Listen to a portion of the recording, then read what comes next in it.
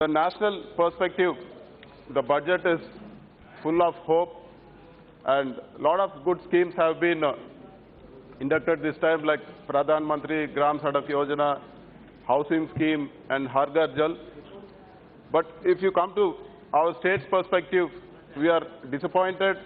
Nothing which is mentioned in the AP Reorganization Act has been put into the budget. There is no mention of Andhra Pradesh state. Sir, I would like to talk about our concerns. The first thing is special category status for our state. Special category status is not something which we are demanding, sir. I would like to clear the air about this special category state. On March 2, 2014, in the cabinet meet, the then Prime Minister passed, or a cabinet note was generated saying that special category status be given to Andhra Pradesh and it should be implemented immediately. So I have the cabinet note also here. Sir, it is disappointing that in the last 5 years, nothing substantial has been done and nothing has been mentioned about special category status also, sir. And there were few members who spoke, even in the House, that 14th Finance Commission objected to special category status.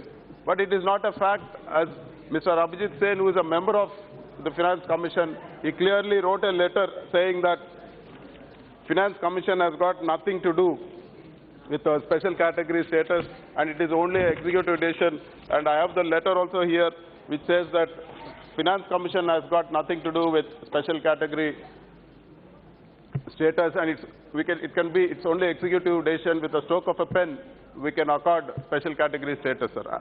I'll tell you the reason also for this. Our state was split against our wishes. We didn't want our state to be split because we don't have a capital, nothing was there. But we were promised a lot of things. Act was enacted like AP Reorganization Act, which promised a lot of things. But if you see today, nothing, no word has been kept. What word has been given in the floor of the House, it has not been fulfilled also. To give the magnitude of the situation in Andhra Pradesh, I would like to quote again, sir. I've spoken about this earlier also. I just want to bring to the notice of the House again. The debt of our state from independence for the residual state of Andhra Pradesh was 90,000 crores. And in these 5 years, our debt is now, it's like huge, 2,60,000 crores, and we are having an interest burden of 20,000 crores per year. If this is the situation in a couple of years or after 3 years, it will be difficult for us even to pay our salaries, or let alone development of the state. And the 14th Finance Commission projected that the revenue deficit will be 22,000 crores between 2015 to 2020. And it was promised that the state will be given enough support. It was even mentioned in the Prime Minister's address that the state will be adequately supported. And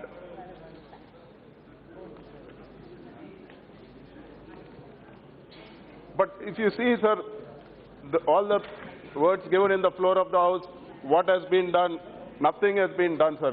They are not keeping up any promises. We want support to our state. We've been unjustly divided. We expect support from the government. It is right time to act also, because the 22,000 revenue deficit, which was expected in the last 5 years, is close to almost 63,000 crores. Like, how do you expect a new state without a capital, without proper infrastructure, to generate such amount? And that is our question, sir. And a lot of industrial incentives have also been promised, and 1 or 2 incentives have been announced for our state. But to give a real fact, if you see what actually came to our state, even in spite of these incentives, nothing substantial has come in. If you see the report of DIPP, Department of Industrial Policy and Promotion, nothing more than 4,000, 5,000 crores investment has come in for the past 5 years, apart from 1 year where we got 9,000 crores. So if you check all the IEMs filed, we'll get the stark reality where nothing substantial is happening. We are not getting proper employment. We have a lot of youth. they are all highly disgruntled because we can't see a proper future where our youth is going to get jobs. So special category status, as was promised, is our demand. We want special category status to be implemented, sir. We are not asking something which is new. What you have promised, it's time to keep up your word. That is what we are demanding. And if you get into this AP Reorganization Act, which was passed in the floor of this House, a lot has been promised. Like for us, a steel plant in Kadapa had been promised. There's no mention in the budget. There's no fund allocation for that. We have been given for backward districts like special development package, but even the funds allotted have not been released for the past 2 years.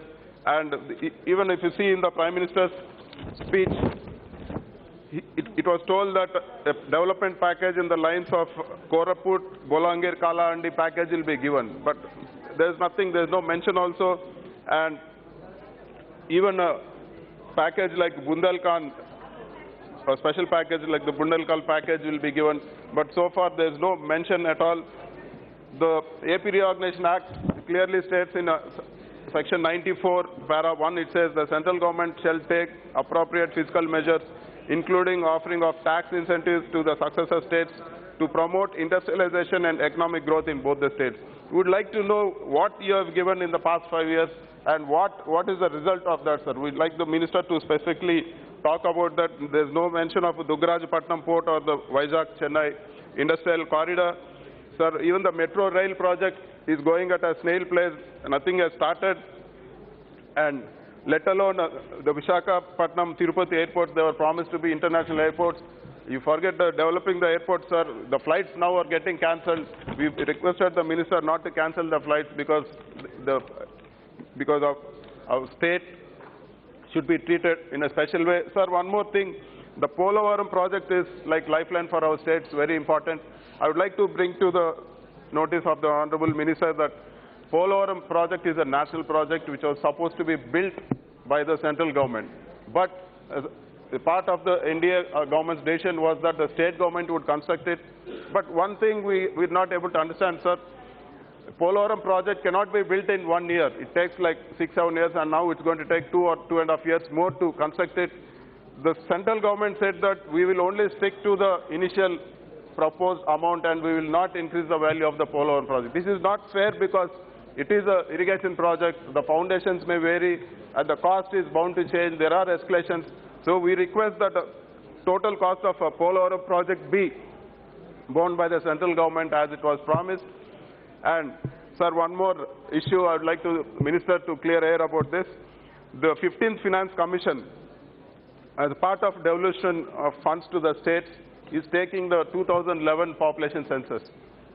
Earlier it was 1971 population census, but if you take the 2011 population census, states like Andhra Pradesh, which effectively implemented family planning control, will be grossly affected because our population has been controlled very well.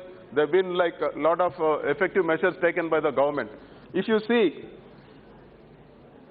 there have been a lot of slogans like we too, ours too, and all these effective family things. But if we are not going to be treated, this is not going to be, this is not going to be considered according to 1971. And if our population is down and funds are going to be down, then I think the population control measures is not really going to matter. We wish that justice be done in this and proper measures are taken so that states which effectively implemented population measures are not at a disadvantage. And there is one more scheme, Har Ghar Jal. Har Ghar Jal, we'd like to know the modalities because our government is planning to do like give piped water to every household in the state within 2 years, but not in 5 years as it was mentioned by the Honorable Minister. So it's going to, we wish the government comes out with modalities and helps us soon. And there's one more issue I would like to bring. It's regarding GST. So there are two important points. We have enough time. We have enough time, sir. No. So I would like to bring to your notice that, see, there was the Honorable Minister spoke about a elephant story where if you don't pay proper taxes, your fields will get trampled.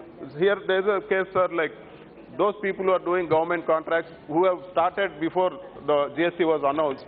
And after the GST, a lot of governments are not paying the GST to the contractors. A lot of governments are not paying the GST. Yes. I would like to give me 2 minutes, sir. No, already you consumed 10 minutes. We already have, in the BSc we have discussed, we have enough time for this. No. I'm just keeping a track of my time. I need 2 more minutes. Your allotted time already you consumed. I have 2 more minutes, sir. Yeah, please. Within 1 minute. And 1 minute. the governments are not paying the GST to the people doing the government contracts, but the GST department is putting penalties and filing cases on them. So we'd like the government to devise a mechanism where if the governments don't pay the GST to the business community, it should be, prevented from putting penalties and things like that. And one more thing, sir, I would like to say that if Make in India has to be successful, the banking system has to be put in place. So, due to the paucity of time, I think I will close it with this here. Thank you, sir. Thank you.